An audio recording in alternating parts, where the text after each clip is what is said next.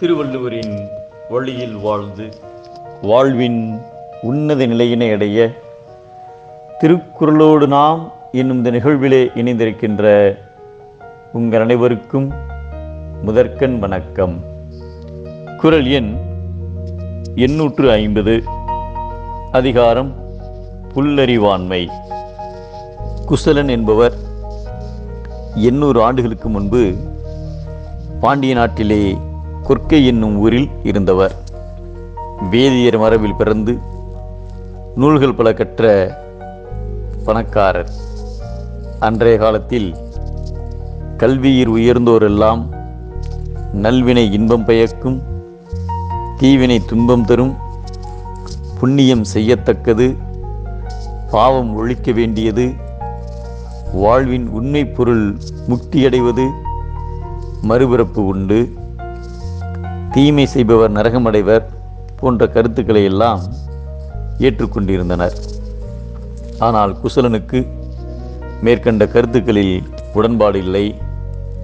எனவே அவர் ஊர் மக்களை கூட்டி, வாழ்க்கையில் பாவம் புண்ணியம் என்பதெல்லாம் ஒன்றுமில்லை, சொர்க்கம் நரகத்தை பார்த்தவர்கள் யார், கடவுளுக்கு அஞ்சி ஏன் நடக்க வேண்டும் என கேள்விகளை கேட்டார்.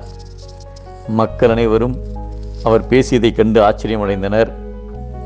ஆனாலும் அவர் பணக்காரர் மற்றும் பல நூல்களை கற்றறிந்தவர் என்பதால் அவரை எதிர்த்து பேச எவராலும் முடியவில்லை.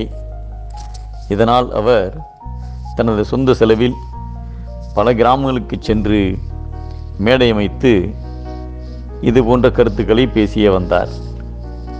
இந்நிலையில் ஆதிசைவ வேதியர் ஒருவர் சோழ நாட்டிலிருந்து வந்தார்.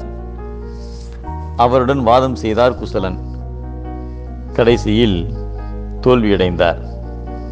அத்தோல்வியின் மூலம் குசலன் நடுக்கடலில் கவிழ்ந்த கப்பல் போல ஆகிவிட்டான் என்கிறார் திரிகுடப்ப கவிராயர். அன்றிலிருந்து குசலனை யாரும் மனிதனாகவே மதிக்கவில்லை. அவரை இந்த மனித பிறவியில் ஒரு பேயாகவே கண்டனர். உயர்ந்தோர் பலர் உண்டென்று கூறும் உண்மை பொருளை தனது அறிவின்மையால் இல்லை என்று சொல்லுபவரை உலகத்தில் நடமாடும் பேயாக கருதப்படுவர் என்பதை உலகத்தார் உண்டென்பது இல்லென்பான் வையத்து அழகையா வைக்கப்படும் என்கிறார் நம் தெய்வப்புலவர் திருவள்ளுவர்.